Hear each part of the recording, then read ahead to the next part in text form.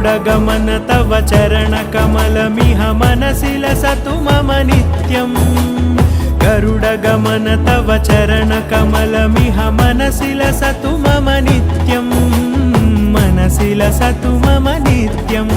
मम तापमपाकुरुदेव मम पापमपाकुरुदेव मम तापमपाकुरुदेव मम पापमपाकुरुदेव